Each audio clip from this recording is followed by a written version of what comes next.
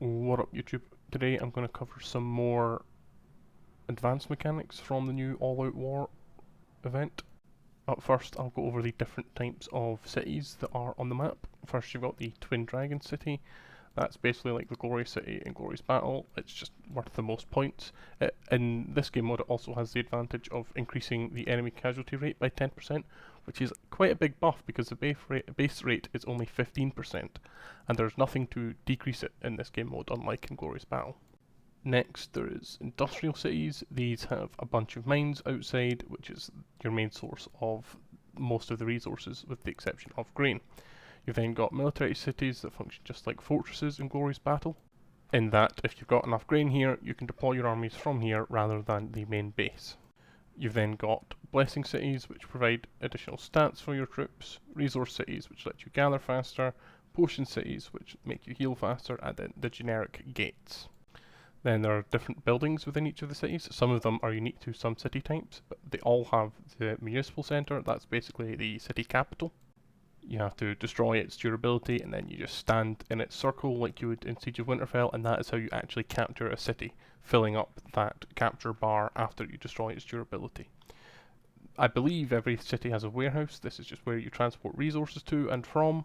Any upgrades you want to do in the city will be taken from resources in the warehouse, and if you're trying to deploy troops from a military city, it will also use the grain in the warehouse.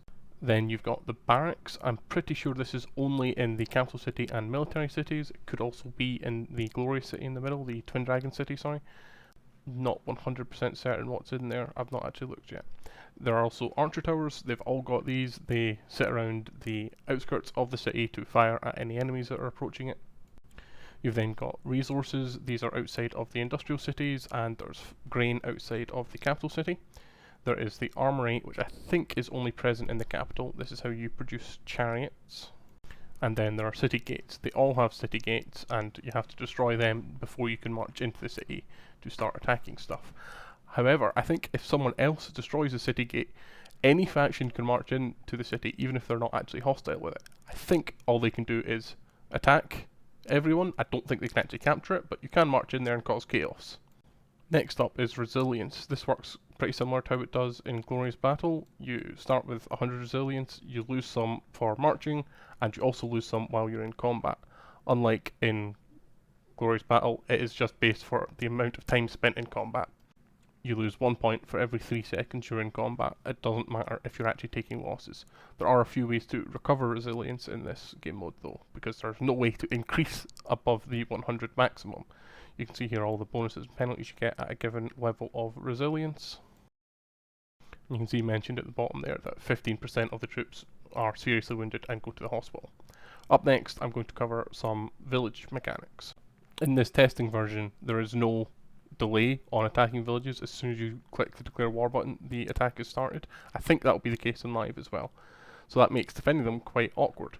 One thing you can do to help that is turn them into fortresses.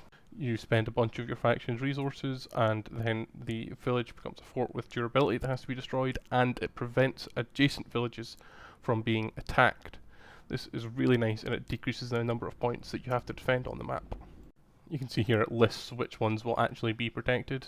Unfortunately, you can't click them to see which ones those are, you'll have to look on the map.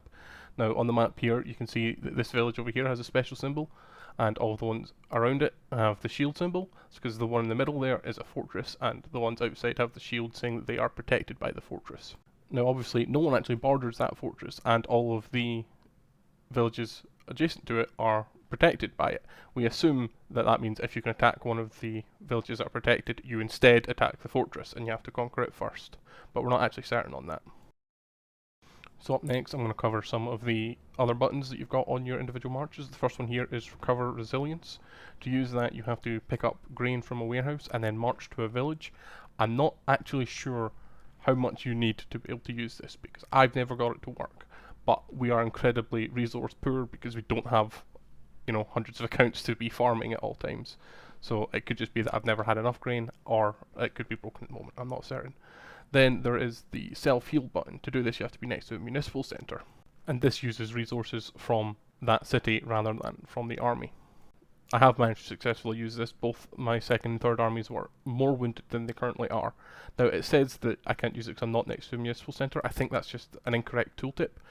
I am assuming that the reason I can't heal them to full is that 85% of the troops go back into the pool and 15% go into the hospital. I think you're incapable of using this button to replenish the 15% that went to hospital. The math checks out from the losses I took. I'm not certain that that's the case. I can't find anything written about that anywhere in the rules, but that's how I'm assuming it works. So you won't be able to just continue healing that way indefinitely, because gradually a higher proportion of your army will be these 15% that can't be replenished, so you will have to disband the army and create a new one. As you can see here in the hospital, healing troops does indeed cost actual resources from the main game, and it is quite expensive, especially in Valyrian steel if you are using tier 5s. There's also the commander hospital up here.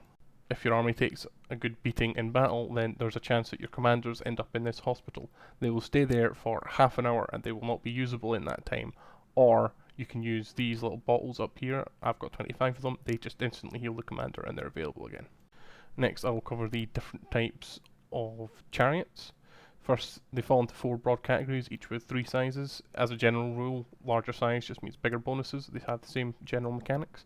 These gorilla ones here give some nice buffs to your total stats. They let you initiate rallies, and they give you this skill here to increase the movement speed of a bunch of units that are close by. Next you have these positional chariots that fill a similar role, but rather than increasing movement speed, they increase your counter damage. So these would be more used for when you're trying to stand and hold a position, rather than the guerrilla chariots, which would be used for guerrilla warfare, quick skirmishes and attacks. These are especially useful with the new specialised infantry because they deal counter damage to everything. Next up you've got resource wagons.